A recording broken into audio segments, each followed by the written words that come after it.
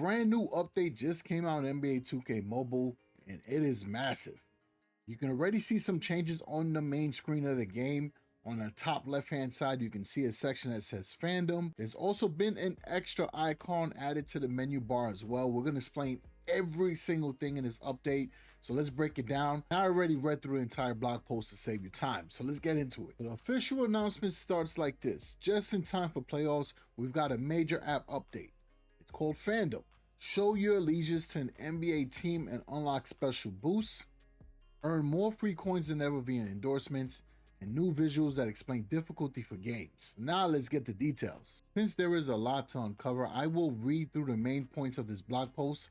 I will leave the link in the description in case you want to check it out yourselves. And so y'all can already see it on the screen. We jumped into Fandom to get a better idea of how it works. Right when you enter, it says select a tree and get a free Fandom point to get started. So we are going to do that.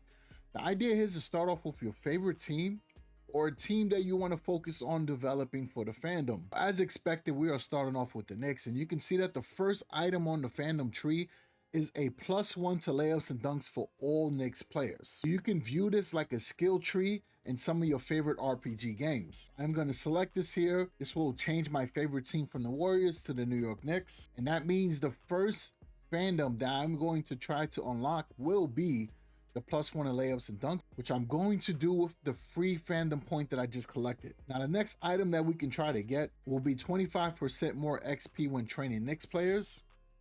And when they say training, that means when you're leveling the players up. The next item will be 25% more XP when training Knicks players. So they're both the same. So that means if you do unlock both of them, the effects will double.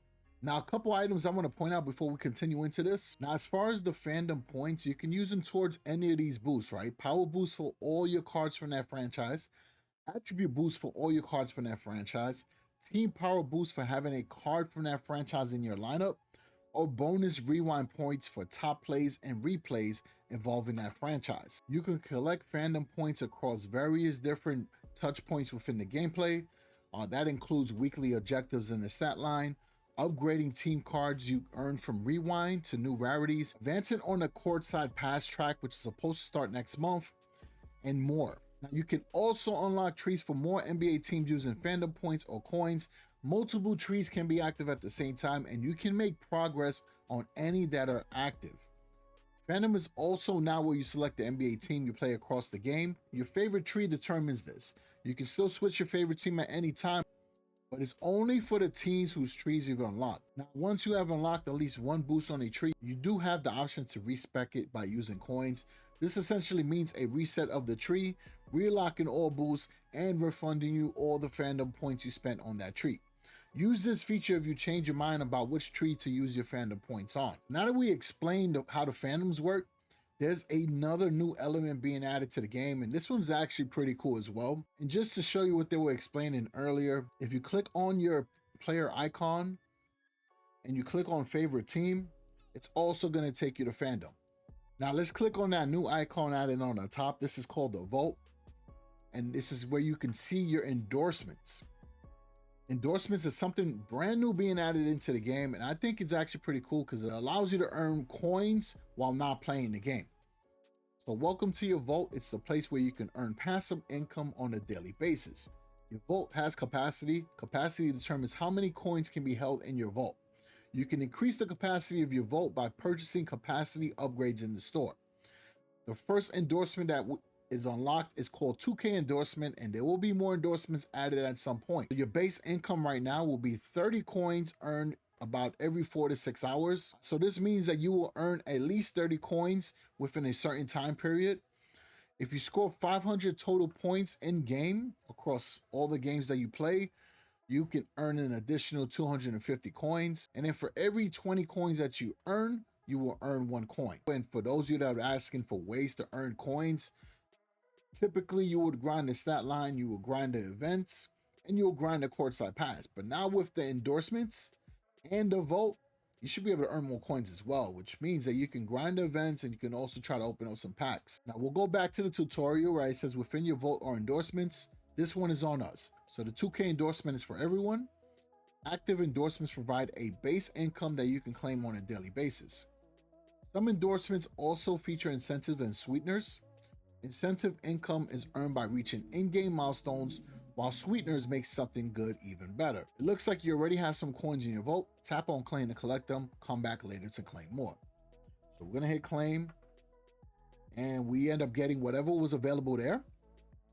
Now, right now, my vote allows me to earn up to 50 coins. So you got to really pay attention and make sure you claim your coins right away. It probably will make sense to have your notifications on for the game. And then there is an option to increase the vault capacity as well. But if you got your notifications on, you're actively playing the game, you should be able to notice the vault get full, and just be sure to claim your coins. Now, I have been getting questions about where is the playoffs theme.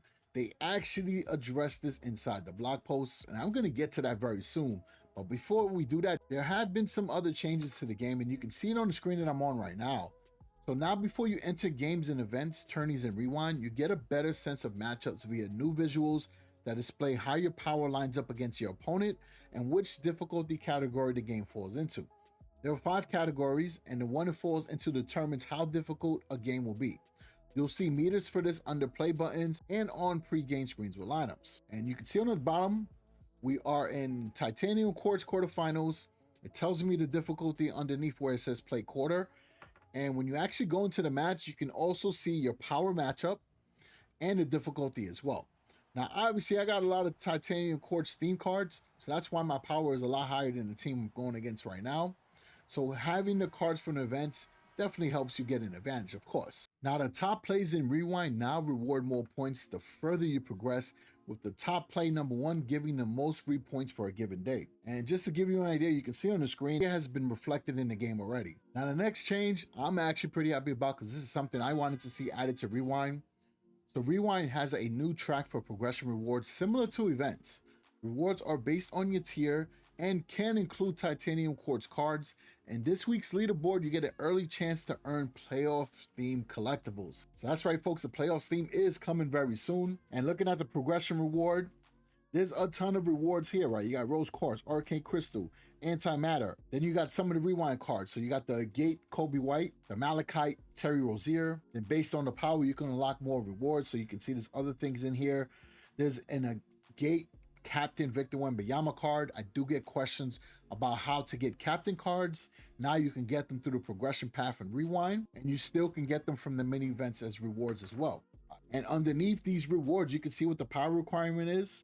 So as you get more theme cards from the events, this will allow you to get those power requirements much faster. There's also Negate Stephen Curry captain card. There's a Meteorite Victor Wembanyama captain card, Solar Diamond Bam Adebayo captain card. And even as you get higher, there's still some pretty impressive captain cards in there, right? You got John Morant, Stephen Curry, both for the Meteorite tier. And then for the final part of this progression path, we got a Titanium Quartz Nikola Vucevic captain card, and that is a Titanium Quartz Andrew Wiggins card. So this is a big W. Definitely gives you incentive to play the Rewind mode. From what I'm understanding as well, is the Rewind leaderboard rewards are now additive as well. So when you collect rewards listed for the bracket you finish in, you're also going to collect the rewards from the brackets below it as well. So I'll give you an example. Let's say you do rank in the top 250. That means you're also going to get the Jimmy Butler, the Rudy Gobert, along with all the other rewards that are shown below. Now, I did tell you that was some news about playoffs, right? Aside from you being able to earn the playoffs theme collectibles, there's also going to be a couple new things inside of Rewind. So instead of 2 weeks, Rewind will have varying lengths of leaderboards during the playoffs. This week has a quick one featuring strictly playing action, and then another starts Sunday for the first round action. We will be getting a playoff picker as well, which will reward you 1 playoff theme collectible from the beginning of playoffs until the finals. At that point, it will switch to the finals theme collectibles. And starting when the playoffs tip off, you'll notice some changes in player and fan behavior during the games. The intensity will ramp up. You'll see playoff signage in arenas, and that's pretty much it. I mean, I told you, this was a jam-packed update. I'm very excited about it, right? Because playoffs is the best time of the NBA season. That's when it gets ramped up, all the hype starts, and you already know there will be some incredible cards dropping as well. If you have any questions, leave them down below. I think I addressed most of the points in the blog post, and I try to show you some visuals while we were going through the video as well to help you understand what's going on. But if you do have questions, let me know. So as always, appreciate the support. I will catch everyone in the next one. Stay ballin'.